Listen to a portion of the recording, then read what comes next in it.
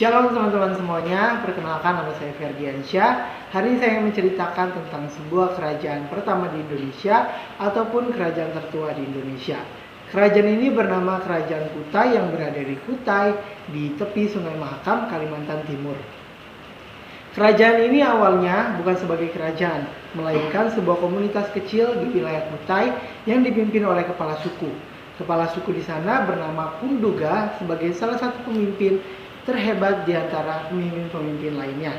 Pada awalnya, kerajaan Kutai ini hanya menjadi sebuah komunitas yang kesukuan atau biasa-biasa saja, bukan menjadi sebuah suku yang memiliki ajaran atau aliran.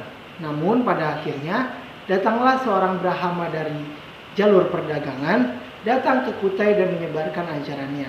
Ajaran ini diterima oleh Kunduga sebagai kepala suku di sana, yang menerima ajaran ini untuk diadaptasi kepada masyarakat.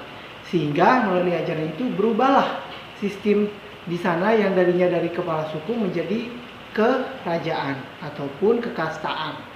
Namun kerajaan ini belum menjadi kerajaan seutuhnya, melainkan masih menjadi sebuah suku yang menganut Hindu.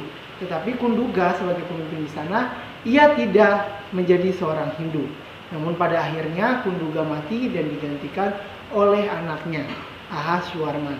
Disinilah titik awal di mana kerajaan Kutai berdiri.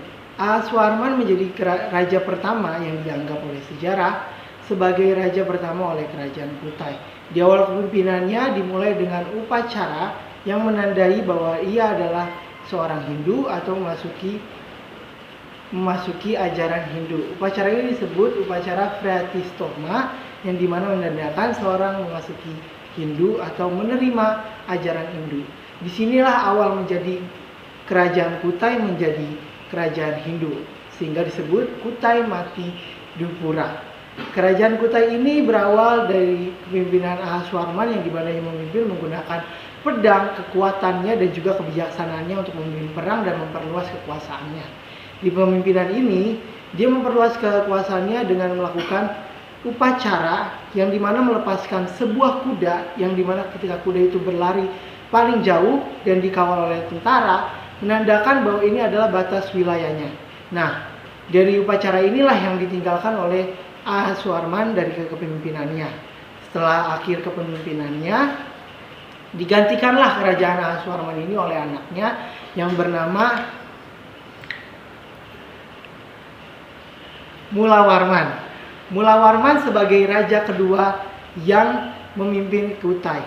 Mulawarman disinilah titik di mana kerajaan Kutai menjadi titik kejayaannya, di mana Mulawarman membawa kerajaan Kutai melalui kepintarannya, kekayaannya dan kekuasaannya terhadap jalur-jalur perdagangan.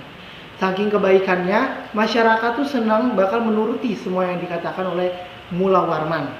Dan ketika upacara persembahan agung, di mana upacara memberikan sesuatu atau memberikan persembahan kepada seorang Brahma, Mulawarman itu memberikan lebih dari 20.000 ekor sapi kepada para Brahma. Hal ini menimbulkan rasa senang atau rasa bersyukur dari para Brahma ini, sehingga mereka merasa kayaknya kita harus melakukan sesuatu untuk memperingati atau menandai kebaikannya Raja Mulawarman. Sehingga ditulislah kebaikannya ini di dalam suatu batu ataupun sebuah tiang batu. Kebaikannya ini ditulis bukan hanya satu atau dua, melainkan banyak, dari masa kejayaannya hingga juga masa akhir kejayaannya. Dari kerajaan ini juga ukiran batu ini dituliskan ada sekitar 7 dari awal keturunannya Mulawarman sampai kebaikannya dan juga kejayaannya. Namun pada sampai hari ini baru ada 3 yang bisa dibaca penuh oleh para sejarawan. Batu yang diukir ini menjadi salah satu peninggalan tertua di kerajaan Indonesia yang disebut sebagai Prasasti Yupa. Dan inilah Prasasti Yupa peninggalan dari kerajaan Kutai. Akhirnya setelah akhir kerajaan Mulawarman, berakhirlah kerajaan yang Mulawarman dan digantikan oleh raja-raja lain. Selama berabad-abad, tahun berganti tahun, kerajaan Kutai ini masih berdiri. Namun ada pepatah bilang setinggi-tingginya tupai melompat pasti akan jatuh juga. Dan akhirnya kerajaan Kutai ini jatuh pada kepemimpinan raja terakhir.